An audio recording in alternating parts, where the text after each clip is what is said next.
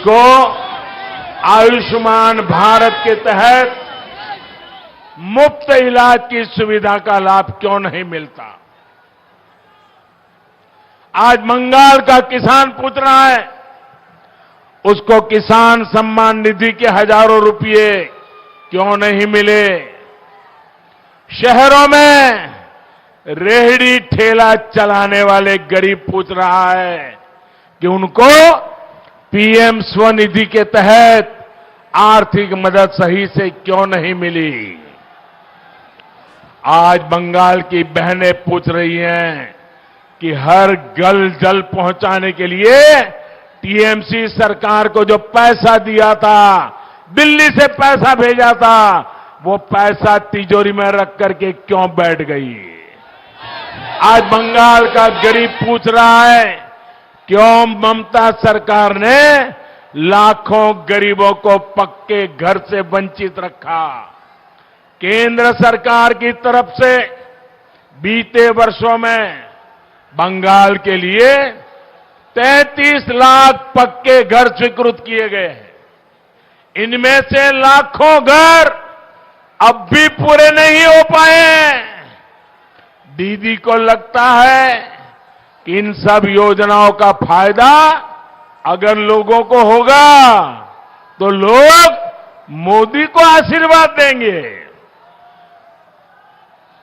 अरे दीदी,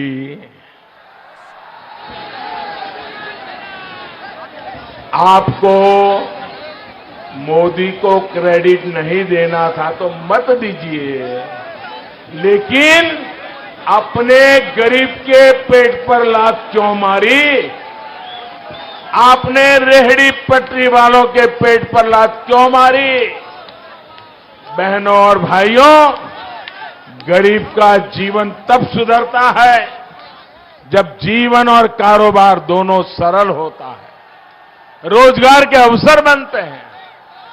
खड़गपुर सहित पश्चिम बंगाल के अनेक शहरों में आत्मनिर्भर भारत के महत्वपूर्ण सेंटर बनने की भरपूर संभावनाएं। इन संभावनाओं पर भी टीएमसी सरकार ने लगातार चोट पहुंचाई है, प्रहार किया है। एक तरफ देश निरंतर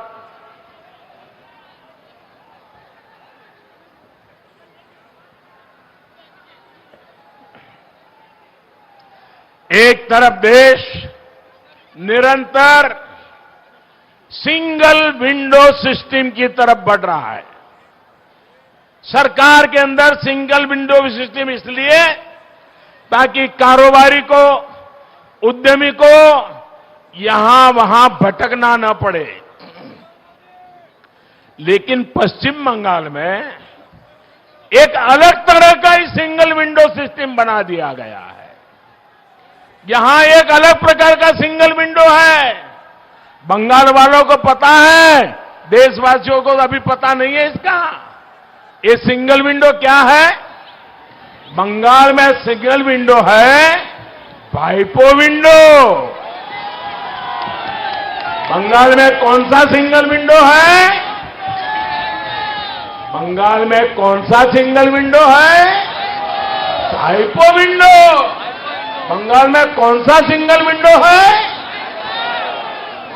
पश्चिम बंगाल में इस विंडो से गुजरे बिना कुछ नहीं हो सकता।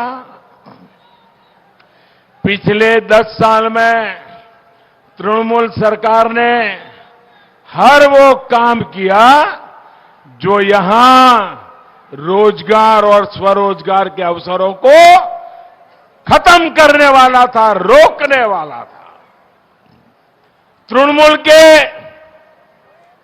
वसूली गिरोहों, सिंडिकेट के कारण अनेक पुराने उद्योग बंद हो गए। यहां सिर्फ एक ही उद्योग चलने दिया गया है। कौन सा उद्योग? माफिया उद्योग। कौन सा उद्योग? कौन सा उद्योग? माफिया उद्योग।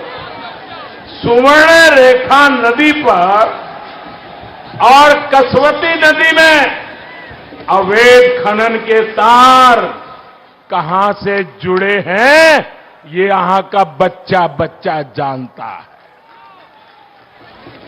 बंगाल में बीजेपी सरकार आने के बाद इन सभी पर सख्त कार्रवाई होगी, कानून का राज स्थापित किया जाएगा। साथियों, बाबा साहब आंबेडकर के बनाए संविधान ने प्रत्येक भारतीय को वोट की आजादी दी है। बाबा साहब आंबेडकर ने हम सभी देशवासियों को ये अनमोल ताकत दी है।